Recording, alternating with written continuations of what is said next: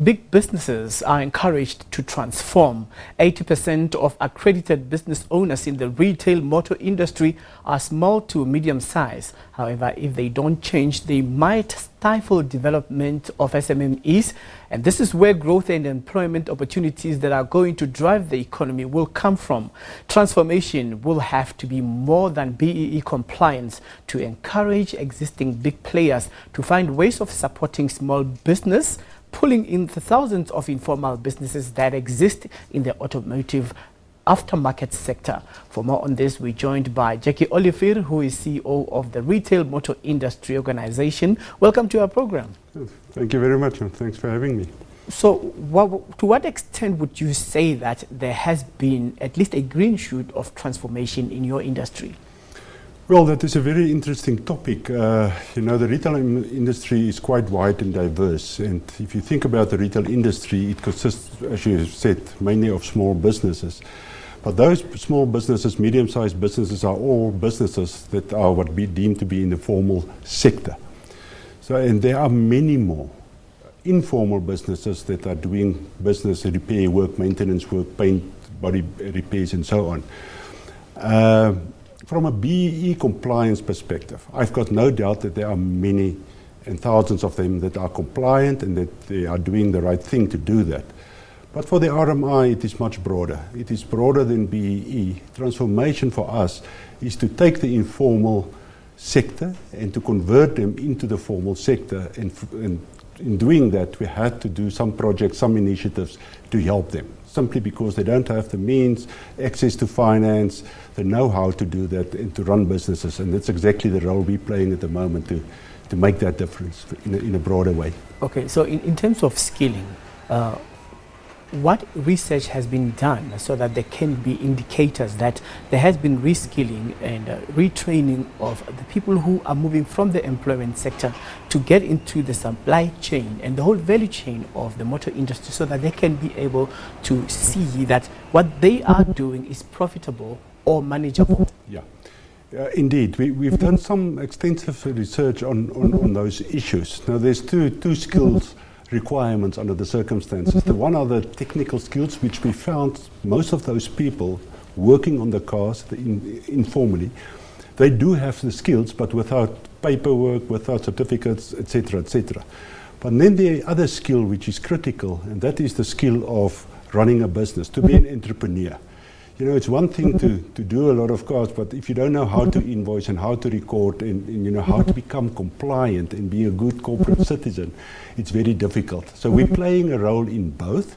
There are tools to assess at what level they are, and then we enroll them accordingly in terms of technical and on the softer skill side or the entrepreneurial side. So at the moment there has been information that has been coming through that transformation is moving at a snail's pace. So what is actually delaying the process? Well, exactly that. From a BEE compliance perspective, I think most businesses would find it very difficult in terms of the way the codes are written, etc. And then, as I said, on the informal side, there's no assistance, no support to help them, to coach them, to mentor them. And I think that's part of it, and that's where we thought that an initiative where we identified in the townships, if I can call it that, informal businessmen, and we get them into a formal educational system at the moment where we're trying to help them and to speed up the process, and hopefully, once we've gone through the first round, that will gain us the momentum to take on the second enrollments, etc. All right, so in as far as the multi-sectoral engagement is concerned, how have you made progress so that you can be able to hear all sides of the story, so that you can be able to rather sing from the same hymn book when you're speaking about progress of transformation? Yeah, the best information you can get is to talk to those people themselves. And with the project I'm referring to earlier on, we see them twice a month, and they come to class, they get the lectures from the experienced people. We put them in contact with existing business people that can give them the business experience. And from that, you learn, and we adjust accordingly. And, I can say to you, those 42 people we're busy with are so excited at the moment because they can see the benefit coming. But that's not where it's going to stop. You know, once the training is being done, it is about how to equip them with tools to do the right job. You know, to be a spray painter of a car, you need certain equipment or body repair work. And that comes into the process as a phase 2. You know, the program is 18 months to 2 years. So once we're there, you know, I think that's where the real benefit will come, and they will see that, and that will have that snowball effect. Mm-hmm. Your industry has moved quite very fast in as far as transformation is concerned regarding automation and also replacement of the workforce, because machines have really been replacing your employees and they end up on the unemployment line. So how are you trying to balance the issue of transforming the technology and innovation issues and also dealing with not throwing your employees out? Yeah. Can I just, by way of clarity, quickly say that I am representing the retail automotive aftermarket, and there's a separate organization called NAMSA, which are the manufacturing side where the technology is playing a role in terms of building or assembling the car. So I'm not going to talk on their behalf. But from a retail perspective, we believe that employment and employment growth is not going to come from big business and the manufacturing side. Real employment will come from creating new business entrepreneurs that can start employing people. So we don't foresee, and I think we're one of very few sectors, aftermarket, the automotive aftermarket, the retail sector, that has grown in numbers over the last couple of years.